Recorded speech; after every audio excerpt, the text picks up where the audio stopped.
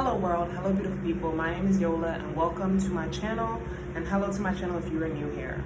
So in today's video, I want to talk about the topic of not being alone. You are not alone, I am not alone, we are not alone. The reason I'm making this video today is recently I have been feeling more alone because I realized that somebody I almost made a friend wasn't actually my friend, and now that we are no longer hanging out and that contact has had to be removed, I realized that I feel like I've been thrown for a loop in a sense. Like, this person was really active in a sense that they would text me first, they would come get me, come check up on me.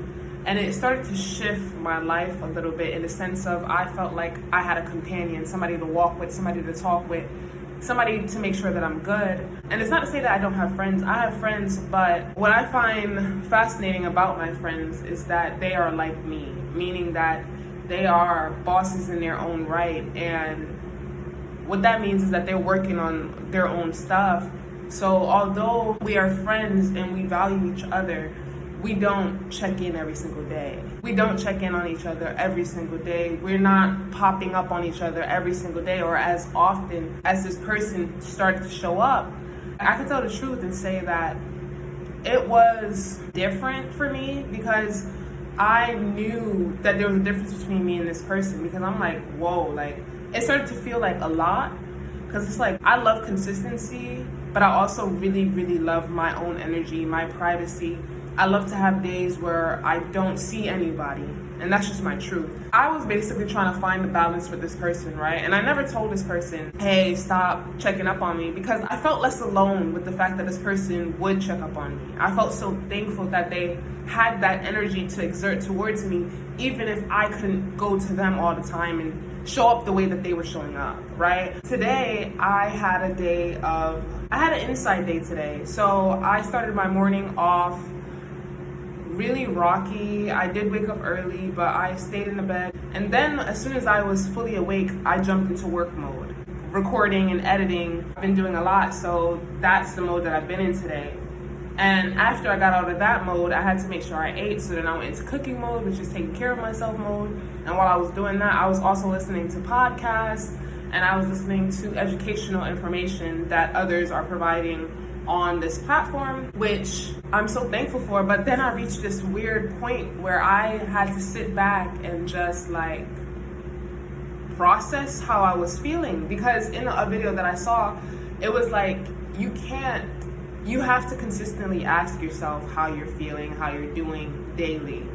And I'm somebody, I'm not gonna lie, I ask myself how I'm doing like every 2 to 3 days, like, because by then it's like so much has happened that I am feeling away, and then I'm like, oh wow, I'm like, I don't feel like I did 2 days ago, I don't feel like I felt yesterday, like what's going on? And then I'm trying to check in and try to figure it out. But the truth is, it's kind of too late. But it's never too late. Like, it's a good thing that I'm checking in, but I would be able to catch more things if I checked in on myself more often. When I was checking in with myself, I realized that I was in a state of being that I call darkness. The reason I call that state of being darkness is because it's a state of being where I feel like hopeless. I feel like heavy. I feel empty. I just feel like saying a whole bunch of negative things and just screaming and shouting because I feel so alone and I feel so unimportant, unvalued. In that state of being, I feel like I have nowhere to go. I feel like if I were to call somebody, I don't even know what I want to say to them, because it's not that I have anything that I want to say to anybody. It's that I've been working on the part of me that wishes for companionship, because I have had hardships. I've experienced hardships in my life, and although I've healed a large amount of that pain, I still have triggers. I go through moments of accepting the fact that the path that I'm on may appear lonelier than others' paths. At least what I've been told is that it will become more fulfilling. And that is what keeps me going, is hanging on to the amount of people's word who say you may not have the most friends in this life, but when you do eventually have your friends, they will be quality people. They will be lifelong people. It's things like that that keep me going. Continuing. So as I allowed myself to feel darkness, or the state of dark, where it basically felt like there's a void within me and all of me is being swallowed into it, or I'm allowing myself to sink into it. As I do that, I no longer feel like being a light. I no longer feel like saying positive things. I no longer feel like showing up to help other people. I just feel like I don't want to be here. Or why am I here? And those are questions that I've been asking consistently for years, right? But another thing is, on my journey, I have been able to observe me enter different states of being. But as I enter different states of being, I would never understand why. Like, I just knew that sometimes I feel better than other times. And then sometimes I feel even better than the times when I thought I felt better. Like, I hope that makes sense. Like, there's times where I feel like I'm in a void. There's times where I feel like I'm sucky, I'm sad. And then it's like, I'm good. I feel okay. And then it's like, I feel really good. I feel happy. And these are states of being that persist over a period of time, which result in me observing the fact that there's been a shift, right? Because let's say for 1 month, you are in this state of being where you're just like, you're able to maintain this like mindset, this energy, like, and things are just like good, like really good for you, and there's constant surprises for you every single week, and you have multiple plans, and you're laughing, and you feel light, and you feel like you're floating, and you feel so happy. And then let's say 3 months later, you're in the dumps, and you know, at least I know in my mind, I remember that version of me, and I'm like, what did I do then? Like, what am I doing differently now that I'm not able to hold on to that version of me and be her now, so that I feel better? So today I was basically I ended up in the darkness void, and when I was there, I had to process the fact that like I was really hurt, because although I released a good amount of the pain, I hadn't acknowledged all of it. I didn't really assess how deeply it went, and the fact that it had the ability to trigger something in me. That's what it was. It's like, and that's another thing too, is I feel like there should be more information on triggers, and the fact that not all triggers are big and loud. Some triggers are subtle. And I was able to find my subtle trigger by listening to myself, by observing what has changed recently. When was the last time that I've been in the void? And what am I thinking in my mind that is resulting in me being in the void? And what am I gonna do to get out of it? First of all, I ended up watching a really, really funny podcast. So laughter helps me. Because as I'm laughing with the podcast, I'm not laughing by myself. I'm laughing with the people in the podcast. I'm laughing with all the viewers who viewed that podcast. So that was an action to make me feel included.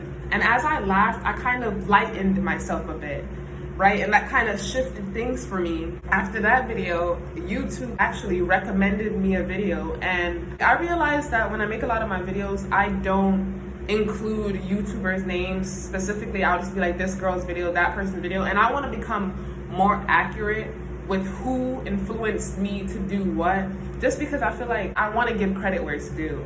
And I'm really thankful to this girl, and I made sure I looked up her name right before I started this video.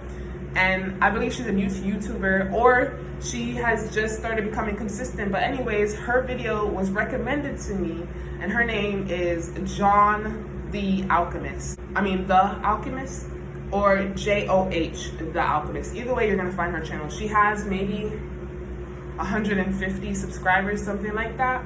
But I believe she's gonna grow because she has messages that people need. So one of the messages that I received was one of her videos. The title of the video that helped me Look at me. The title of her video is How to Go Through Spiritual Loneliness. Now, when I saw the title of her video, I was just like, how the heck did this end up on my timeline? Who is this girl, right? But I was able to observe the fact that the darkness void that I was feeling is basically spiritual loneliness, because it's not like necessarily on the outside. Because on the outside, I honestly feel pretty good. It's inside of me that I feel alone and like hopeless and so on and so forth.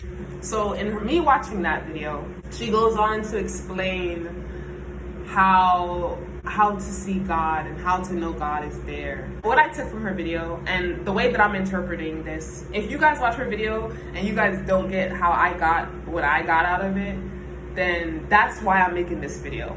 I don't know how her information was able to reach me in the level that it did, but because it was able to reach me, I am now going to shift the information into a way that others can get it, just in case they aren't able to receive it from her. Does that make sense? Because she did the best she could in explaining it, and now I can explain it further because I got it from her. So in the video, she basically goes on to talk about her experiences and how she learned that God is Adam. We're talking about molecules here, atoms, right? This is consciousness, this is God, right? This is consciousness, this is God, right? Everything in my house has a consciousness, it's all God, right? Just stick with me. I am consciousness, right?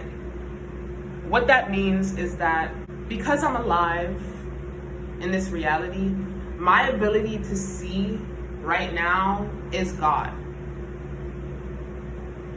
I can see and interact with this reality because God. Like, just think of that. Because God, period. Because atoms, period.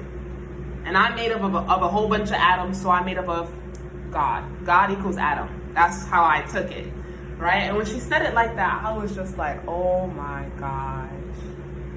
She's not wrong. And then she went on to talk about how when she sunk into accepting the truth that God is always around, God is always with her because God is Adam. God is the Adam. Then things started to shift in her life. And I was just like, oh my gosh, that makes so much sense. It makes so much sense. And she also talked about how our emotions are not real. She pointed me to a podcast that I'm actually going to watch tonight as soon as I finish this video, because I have been receiving various content about that, about emotions not being real and our feelings not being real. Yes, you can experience your feelings and they are real to you, but you can change how you interpret your feelings. And if you can change and shift things, then they aren't concrete, they aren't facts, they aren't solid, real things. They are like, I don't know how to describe it. They're like particles. They're like particles, right? I did comment on her video, and she told me that being alone is an illusion. Being alone is an illusion. And she's so right. She is so right. And to be honest, I feel like the reason I was able to receive her message so fully in the way that she was able to give it is because I had learned what she had said before. But I didn't learn it in the way that she was able to break it down to me, right? I believe somebody said that there was a phrase that God is as close to you as your breath, right? And for some time, when I remembered the fact that I'm breathing means that God is with me, I was able to tap into more abundance, more of this life. But when she broke it down to God is Adam, that sticks with me even more than my breath, in my opinion, right? And the only reason it sticks to me more than my breath is because sometimes I forget to breathe, right? Sometimes I hold my breath. Sometimes I feel breathless, and all of that shifts my, it just shifts.